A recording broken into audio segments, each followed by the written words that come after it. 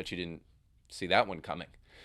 So, no, they weren't great at whining. No, our heroes were better than that. They understood their responsibility to try to draw us and bring us all together. Now heroes grovel to find the lowest position possible to show their woke bona fides. Meanwhile, kids watch this filth and walk away depressed, uninterested, and weaker. Now, where does this come from? I would be missing an opportunity to talk about something that happened in history that I think is important for us to understand the ideology behind some of what's happening in our present day modern Marvel movies and in other hero movies. So there's a term called Schadenfreude, and Schadenfreude is simply a term that means enjoying the pain of your enemies, or taking enjoyment out of the pain of your enemies. And so this concept was something that was promoted by the Frankfurt School and other critical theorists like Adorno and Horkheimer.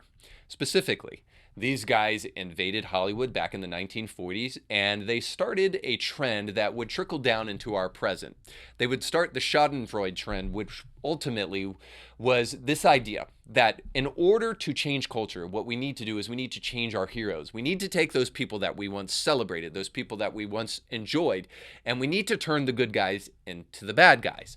And we need to allow people to enjoy the pain of these people and their failures and their fallings from grace. That's the way that we will turn over and create revolution in society, since so much of our understanding and our perception of society comes from movies and from entertainment. Well, then what we need to do is we need to show heroes in society that are not heroes. This will be a key factor in undermining the existing conditions of all things. Because if we can undermine what heroes look like, then maybe we can undermine everything else. If we can say that the reason you're successful is simply because you've oppressed other people, then we can take every single hero that we've ever known and we can show how weak they truly are.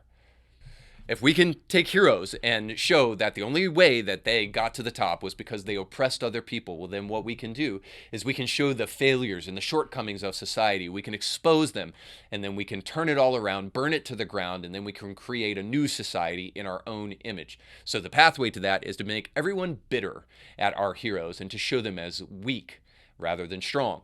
I'm glad Johnny's okay, because I'm not.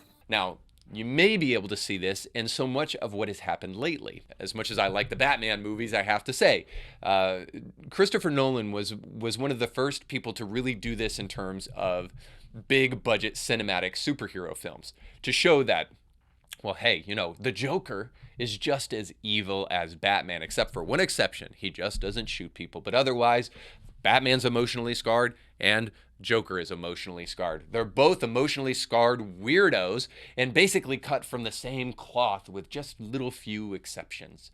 It's this degradation of the hero into something that doesn't even look heroic anymore. Now, I'll be the first to admit that I liked The Dark Knight and appreciated certainly Batman Begins and liked that whole Nolan trilogy. I thought that there were some important concepts and things throughout, and ultimately it redeems that idea of the hero being just as weak as everybody else. But ultimately, this is the modern day hero that is being passed down to us.